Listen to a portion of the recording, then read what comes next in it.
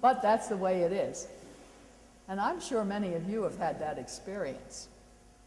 On the other side of this coin, when I am traveling or shopping by myself, and I do travel and fly by myself from time to time, people in airports particularly are wonderful to me. You can't believe the small acts of kindness. I have been the recipient of more random acts of kindness than you could shake a stick at. I could do a whole program on all the wonderful things that total strangers have done for me. I've discovered a white cane and a smile will get you all kinds of help. So people have been wonderful.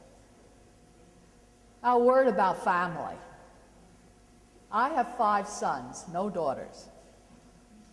And sons tend to be very protective of their mothers, particularly after their father has died.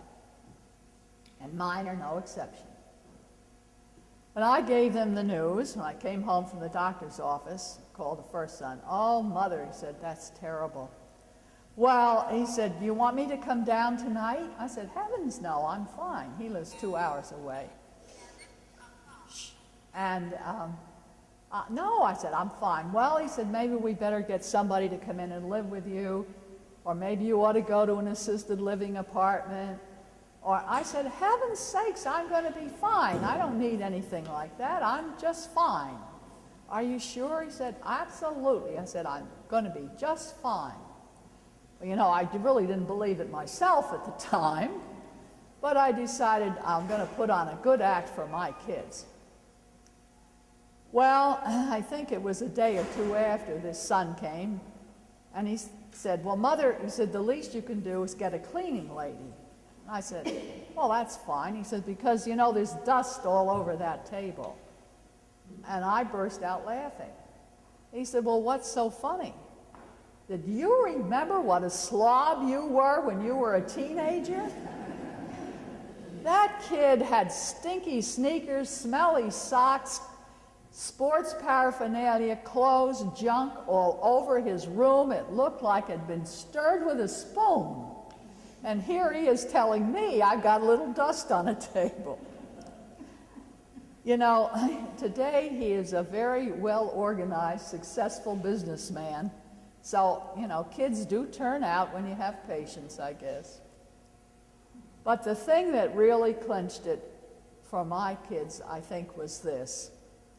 A few months later, my brother and sister-in-law, who live on Sanibel Island in Florida, called and invited me to come down for a few weeks in the warm weather. And I thought, wow, that'd be wonderful, come down and visit them.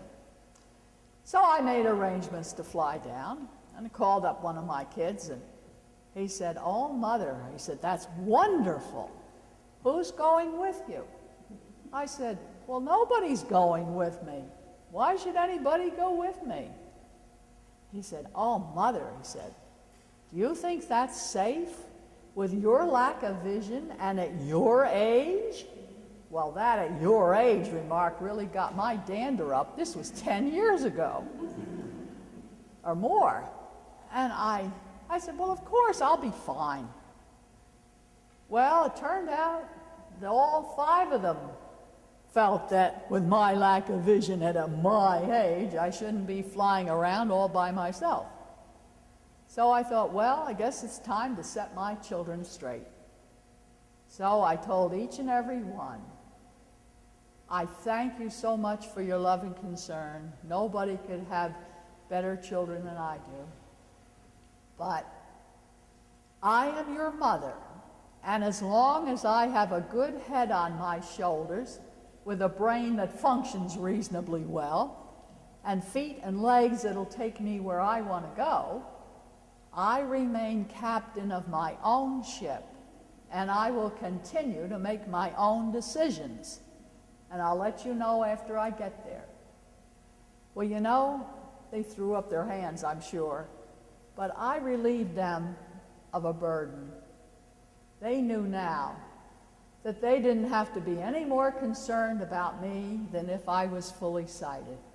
Their mother could fend for herself. And so my relationship with my children is exactly the same as it would be if I could still see.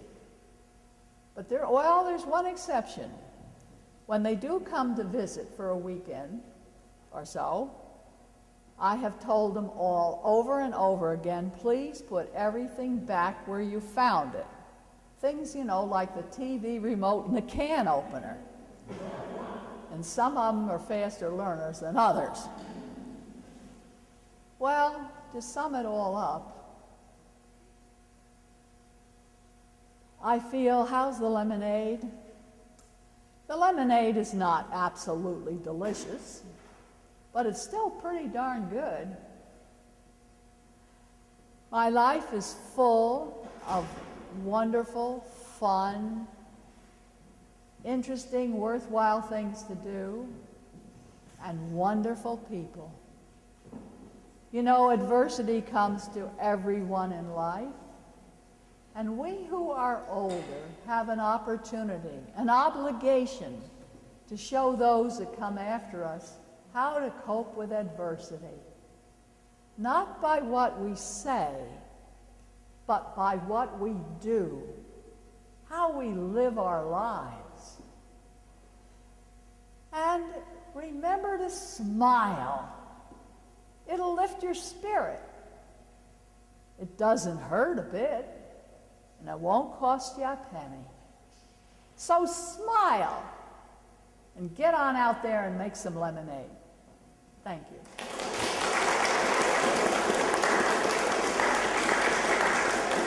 And if you have questions of a practical nature, please ask me and I'll try and help. I would like Mary Betty to tell you one more thing. Will you tell them about hanging a picture and using your peripheral vision, please? Oh, well, you have to... Would you do that?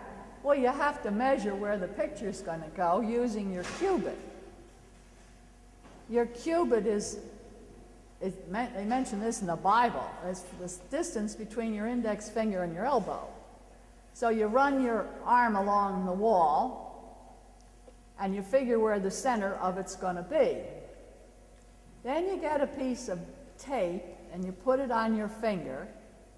You stand right in front of the spot, and you lift your hands up, and you put the tape where you're going to put the nail in. Now you can feel that. Then you get your nail or your picture hanger, and you get your hammer, and you hammer it. And you don't have to see a cotton-picking thing. It's a thing with one hand going against the other. I've hung tons of pictures since I've been blind, and I haven't hit my thumb any more often than I did when I was sighted.